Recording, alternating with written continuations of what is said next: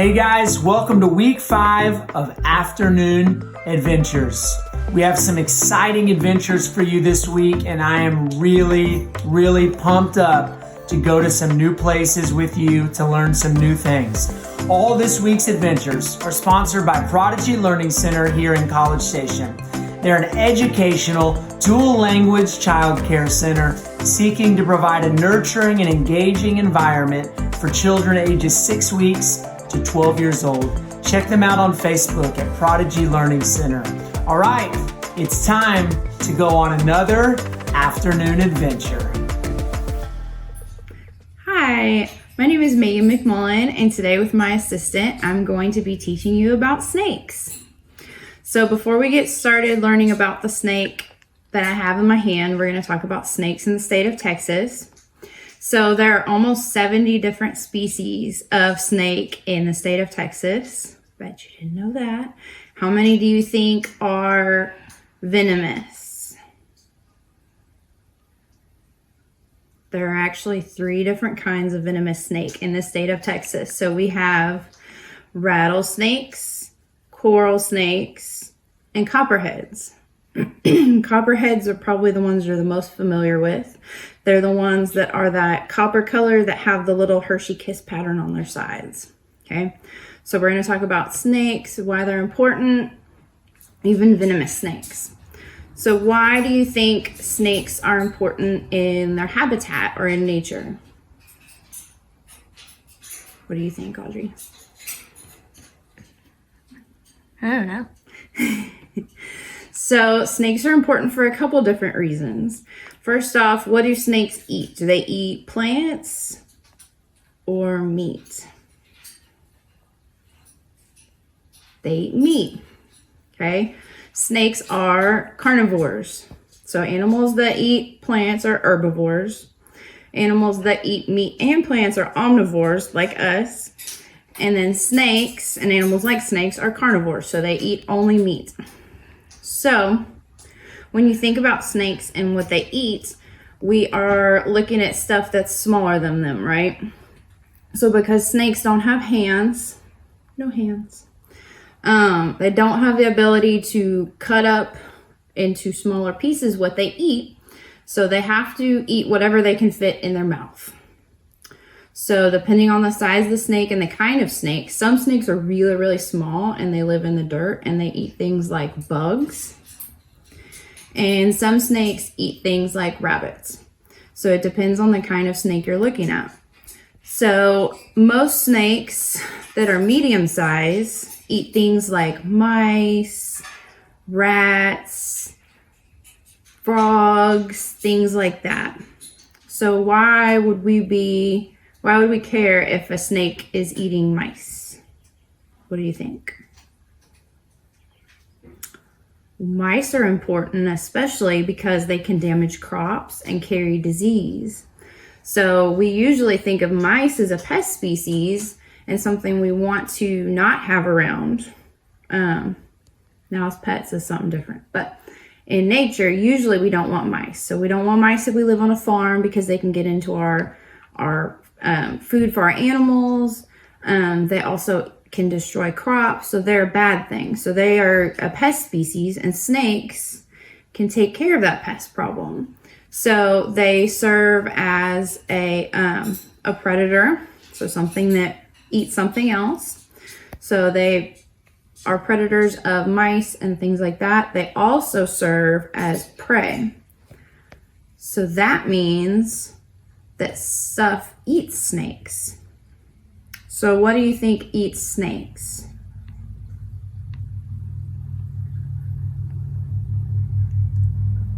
Maybe hawks, okay, bobcats, house cats that live outside usually like to eat small snakes. Anything that's bigger than them, right? So if you're looking at a small snake, that's going to be a lot of things that are bigger than them that will eat them for a meal.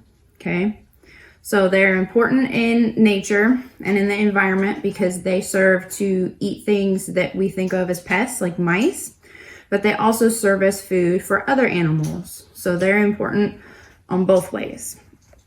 Okay, Now, snakes live pretty much anywhere there is food. So when we talk about animals in second grade, and you talk about what animals need, what are the needs of animals? Do you remember? We already talked about one of them. So food, water, and we'll talk about one more. Shelter, right? So house, some place for them to live, right? So when you see snakes, or you have a snake maybe that lives in your yard or is hanging out where your house is, it's got some of those things that it needs. So it might have a good place to hide. So you might have a wood pile, or a tree that fell down that died, or really tall grass. Some place for it to hide where it can hunt its food, but also hide from other things that are trying to eat it. So another thing to think about if you see a lot of snakes around, or you see snakes around your house, is do they have stuff to eat? So for example, we live on a farm. We have got a barn, we've got goats, but we also have all the food for the goats in a room. And sometimes we see signs of mice. Okay, now that means that we'll probably see snakes because there are mice there for them to eat. So things like that are things to keep in mind when you see snakes out in nature. And also, if you see a snake, what should you do? Go tell an adult. Do not attempt to touch it or play with it or mess with it. The easiest, best thing, safest thing to do is step away and go let an adult know, okay? Like I said, there's 68 different species of snake in Texas. We have a lot. Sometimes they're venomous. Sometimes they look like they're venomous. They mimic. And we're going to talk about that in a minute, okay? So now we're going to talk about the snake I have in my hand. This is one of my snakes I have in my classroom. So this is Noodle. Does anybody know what kind of snake she is? Audrey? A hognose. She's a hognose. So if you can zoom in, I don't know, it might be kind of hard to see. She actually has what looks like a little hog nose. So her nose is pushed up at the end, okay? And she uses it kind of like a shovel. So like we talked about before, snakes do not have hands or arms. So they have to use their bodies and what they've got to find food and shelter and stuff. So hognose snakes actually use that little shovel tip of their nose to burrow down into the ground. So that's why they're called a hognose. Now in Texas, these guys are sometimes called puff adders or puffers. And we'll talk about why in a minute. So her main food, she lives near water usually. Her main food is frogs and toads, okay? So that means that she has to find a frog or a toad if she's living in nature that is small enough to fit in her mouth, okay? And she's actually pretty small, so it'd have to be a pretty small frog, okay? Yes. Animals have ears. Why can't you see her ears? Okay, good question. So snakes do not have ears. So they use their tongue. If you can see her sticking her tongue out a whole bunch to sense. So they sense vibration and movement. They can feel things vibrating around them, but they do not have the ability to hear because they don't have ears. Okay, and they also don't, so they can't hear their prey or anything coming up on them, but they can feel it. So a lot of times, if you're walking in the woods and you get close to a snake and it moves really fast, it's because it hears you walking on the ground, and because they're down on the ground, they feel the vibration and they feel that something big is coming. And usually if something is bigger than them, that means it might be trying to eat them. So they are going to head the opposite direction and go away. Now, they call hognose snakes puff adders or puffers sometimes because of what they do for defense. So when a snake is put in a situation where it thinks something is going to try to eat it, or it's going to be prey for something else, it will be defensive. So it will say, hey, do not eat me. You do not want to eat me. So for hognose snakes like Noodle, the way she does that is a couple different things. So she'll start, it's kind of hard to see. She's got these two kind of stripy long areas on the sides of her head, if you can see them. Okay, she will puff those out. And in doing that, she kind of looks like a cobra. She'll puff out the sides of her head, okay? And she'll also pick up the top part of her body and move it kind of like a cobra. So she makes herself look bigger, and she also makes herself look like a scarier snake. So she's saying, I'm big and scary. Don't mess with me. Okay? And a lot of times snakes, almost all snakes, even if they don't have a rattle, will make a sound that sounds like a rattlesnake. Why do you think that that would be something that non-venomous snakes or snakes that are not venomous or rattlesnakes would want to do? So stuff leaves them alone, right? So if a dog or an animal knows what a rattlesnake is and they hear that sound, anytime they come on a snake or come up on a snake that makes a sound like that, they're gonna go, oh, I don't wanna mess with that snake, okay? So a lot of times snakes that are non-venomous, like Noodle, will either shake their tail so it kind of makes a noise like a rattle, or they'll make a really loud sound with their mouth that sounds like a rattle, okay? So she'll puff her head up, she'll come up and look like a cobra. So we're talking about being defensive again, right? She's saying, hey, you don't wanna eat me. Okay, if that doesn't work and the thing that is trying to hurt her is still messing with her, she'll also do what they call strike. So she'll make it look like she's trying to strike and bite. So like, hey, stay away. I'm a snake. Don't mess with me. I'm dangerous. Okay, if that doesn't work, what do you think's gonna happen? What do you think she'll do? Okay. So she's already tried to be big, serious, dangerous snake. Okay, so I'm dangerous. Don't mess with me. If that doesn't work, okay, she will roll over and play dead. Okay. We call these drama noodles. I call her a drama noodle. Noodle won't do it. She's used to being handled. But hognose snakes are kind of like the drama queens of the snake world. So they'll puff up, they'll look super scary, and then if that doesn't work, they will flip over and play dead, kind of like a possum. So they'll throw up if they ate food, they'll go to the bathroom on themselves, they'll do all this stuff to make themselves super gross, okay? And if you're an animal trying to eat another animal, and it just went to the bathroom all over itself, you are probably gonna think twice about eating that animal if it's stinky and gross, yeah. So these are the drama snakes in the wild. Also in the wild, a cool thing about these guys is they can be almost any color. So we have seen them on our land where they're almost totally black, except for all the spots. We've had one that was red and orange. They can be brown, so they can be almost any color. But a really good way to tell it's a hognose is that it's got that pointed nose. Do you have a question, Audrey? Yes. Why is its belly black? Its belly is black, probably to help it absorb heat. So that is something else we're going to talk about. So have you ever heard that snakes are cold-blooded? Yeah. Okay. So sometimes when we talk about heat, we say people or mammals are warm-blooded and snakes are cold-blooded. What that means is she is actually an ectotherm. Okay. Big word, I know. So an ectotherm just means that she is not able to keep herself warm. So people, we usually stay in mammals at a certain temperature, right? So we usually stay about 98 degrees.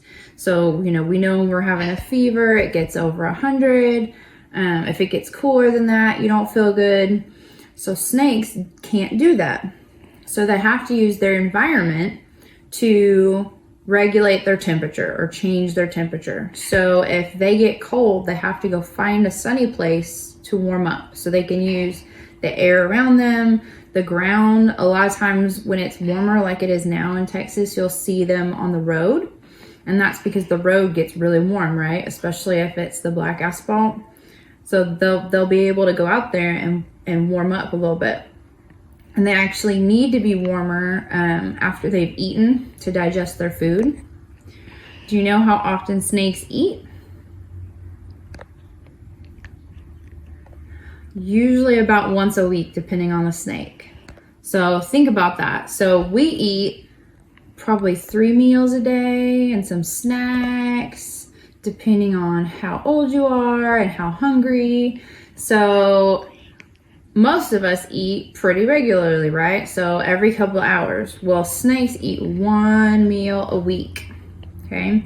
They don't have to keep themselves warm, so they don't have to worry about using all that energy like we do to do that. So they only when they need to, so about once a week. And then in the winter, it's even less because it's cold. So that's what an ectotherm is. And actually, people and mammals are endotherms, okay? So an endotherm, another big word, means that we are able to regulate our own temperature. We're able to keep ourselves warm, right?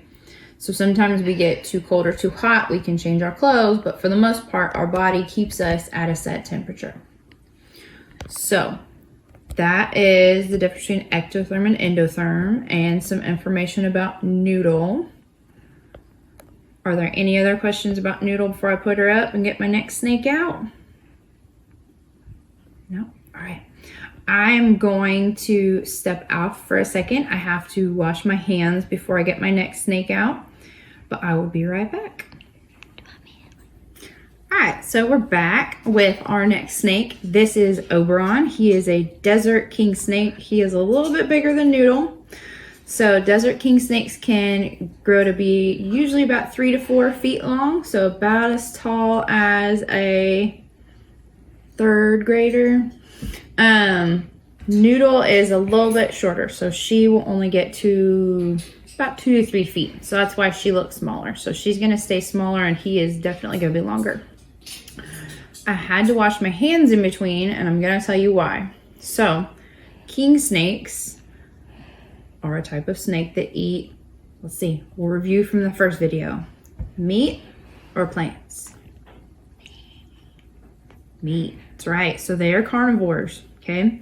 But what makes king snakes different from other snakes is they actually are a type of snake that eats other snakes. So I had to wash my hands after holding Noodle because I didn't want him to be able to tell that I was holding her and think that he was going to be getting a new snack. So, and another cool thing about these guys, they actually have the ability to eat venomous snakes. So king snakes can eat rattlesnakes and cottonmouths and not be harmed, which is pretty interesting. So he is a desert king snake, like I said. Where do you think he lives? In the desert, right? Okay. He does not. They actually live in woodlands and forests and near lakes and rivers. These guys, like Noodle, are native to the state of Texas. They also live in New Mexico and Arizona. There's different kinds of king snakes. There's a whole bunch of different kinds. There's speckled king snakes where they just kind of look like just the speckles on his side over their whole body. And each state kind of has their own different kind of king snakes. Desert king snakes, for the most part, look like this. So they've got some kind of speckles and then big black blotches. Remember how we were talking about defense in the video a few minutes ago with Noodle? So one of the ways that desert king snakes or king snakes say that they don't want to be messed with is they shake their tail. So even captive snakes, so snakes that are pets. If they don't want to be messed with or they're in a grouchy mood, they will shake their tail so it makes a noise kind of like a rattlesnake. So that's kind of their way of saying, hey, don't mess with me. So that's their way of telling whatever it is to leave them alone. Yes, question, Audrey. What if that doesn't work? So it depends on the snake, right? So with hognose snakes, we talked about how they're very dramatic. They flare up like a cobra and do their little like, I'm mean, back off. And then they play dead, right? So other snakes, like king snakes, usually they will try to do the tail shake. So make themselves seem like a rattlesnake or something big and scary. And then if that doesn't work, they hightail it and run away. Yep. Run away, go away, go away. Okay. One thing we did not talk about, now snakes have scales. So if you zoom in, you'll be able to kind of see their scales all over their body. So that makes them kind of feel different. So they feel different, feels different than skin, right? So do you know what happens to snakes when their old skin needs to come off? Yes, Audrey. They shed. They shed, right? So snakes do this for a lot of different reasons. As they're growing, they will shed their skin so they can kind of grow into their new skin, but also kind of like us. So we get dry skin, right? So we as people are constantly growing new skin. But we don't actually think about it or do anything about it. But in the winter, you can kind of see it and it kind of comes off and you can see it flake off a little bit. Snakes do that all at once. So that serves a couple different purposes. One of the purposes and reasons they do that is to get rid of parasites. So if they've got bugs living on them that are irritating them, like ticks or fleas, stuff like that, but probably smaller depending on the snake. If they shed their skin, those parasites and bugs will actually come off. So it's like a way to naturally get rid of the parasites that they've got. So that's Oberon. He's kind of checking stuff out right now. And a way to tell that you can see on him really well, if you can get his face, see those bars that go up and down on the sides of his mouth? Okay, that's a really good way to tell if a snake is venomous or not. Okay, non-venomous snakes have the bars that go up and down on the sides of their face. A lot of water snakes do as well. So we kind of talked a little bit about with Noodle how they don't have hands, right? So how do snakes actually catch their prey? Audrey? They smell it? Well, they have to be super sneaky, right? So usually they're hiding someplace and they move really quietly, which is easy because they don't have legs. And they sneak up on stuff and they catch it, okay? So say Oberon here caught a mouse, okay? He is a constrictor. Do you know what that word means? Okay. So constrictors squeeze their food. So like we said before, they don't have hands to hold on to stuff to make sure it doesn't run away or their food doesn't run away. So they will actually wrap around it and constrict it and hold it so that it can be eaten and doesn't run away. Now Noodle is not a constrictor. She is actually a different kind of snake. So she is technically a venomous snake. She has venom and she has fangs in the back that are toad specific. So for frogs and toads only.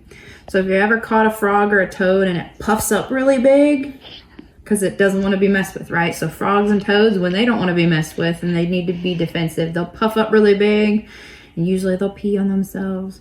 Okay.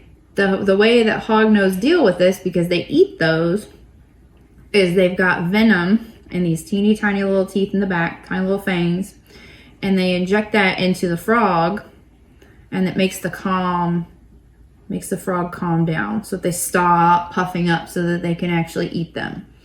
Now, just because she's venomous, does that mean that she can harm people? Maybe. Okay, she cannot harm people. So her venom is only for toads and frogs. Now, she also doesn't have a lot of venom, so it's not like a rattlesnake or a copperhead where that can be harmful to people and cause you to have a really bad reaction and go to the hospital. Hognose snakes, because their fangs are in the very back, it's a lot harder for them to bite and hold on, so they usually don't bite people, and there's usually no reaction. So they are considered venomous, but not harmful to people. Okay. Whereas king snakes are non-venomous and they are constrictors. Okay. So when we look at his body, we'll see he's definitely a little bit longer and thicker, and that's because he has to wrap around whatever his prey is so he can eat it. Okay. So he uses his long body to squeeze and eat his prey. Come on, buddy.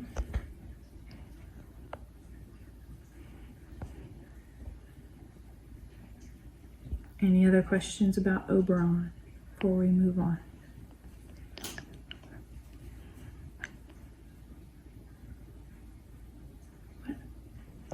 What's musk?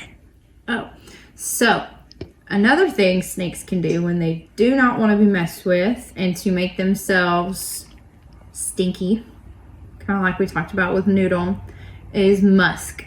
So it's kind of like going to the bathroom on themselves. It makes them stinky so that whatever is messing with them does not want to eat them. So anytime a snake gets messed with in the wild, if something is scaring it or it's afraid that it's going to be eaten by something that's bigger than it, if the tail shaking doesn't work, it will do a little bit of a musk, which is a stinky smell, before it runs away. Or does anything else, like flip over and play dead. So when we're talking about ways to make sure we don't have snakes in our yard, so we're all at home, we're all spending time outside, you may see snakes. So it kind of goes back to what we talked about before, right? Snakes need 3 things, and they are food, water, and shelter, someplace to stay safe and hide. Okay, so if you're seeing snakes, a lot of times it means maybe you've got like your pile of wood left over from the winter from your fireplace that you are burning still. Okay, they'll hide places like that. A lot of times it's places that you would see mice hide. Okay, snakes hide in the same places because a lot of times they eat mice, but also because it's someplace to stay safe and stay hidden. So anywhere like that, brush piles, tall grass, they usually hang out by water sometimes. Why would you think a snake would want to hang out near water? Audrey. For the toads and frogs? For food, right? So pretty much everything needs water to survive, right?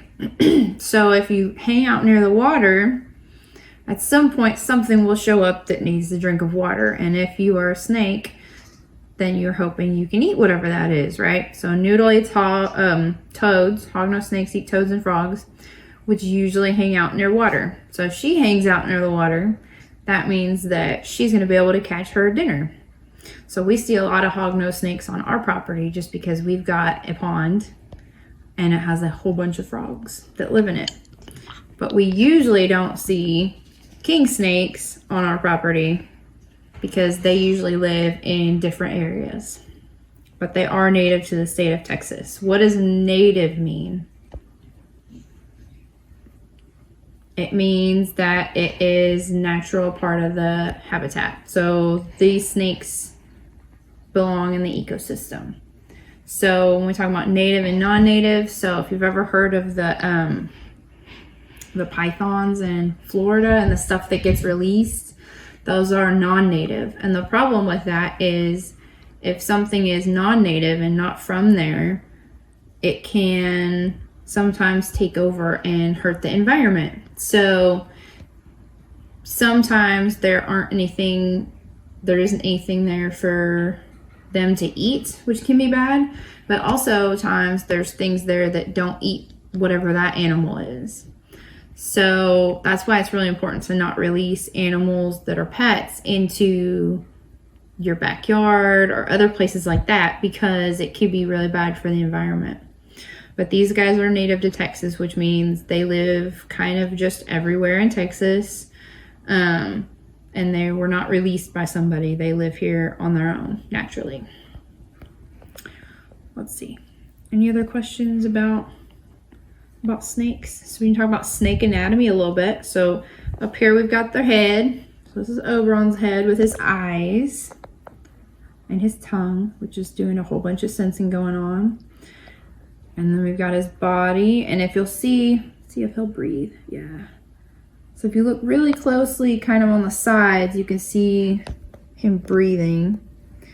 So because their bodies are so long, their lungs are long, everything is just kind of longer. So their tail is back here.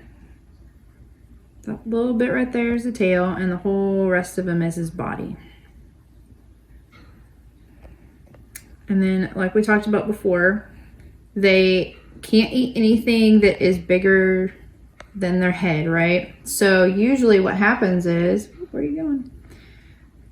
They will unhinge their bottom jaw.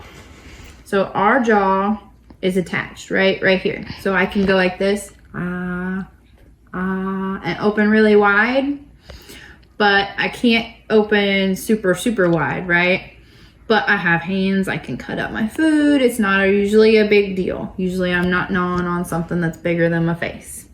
But snakes don't have the ability to cut up their food like we talked about. So they have to eat things whole, which means they have to find stuff that is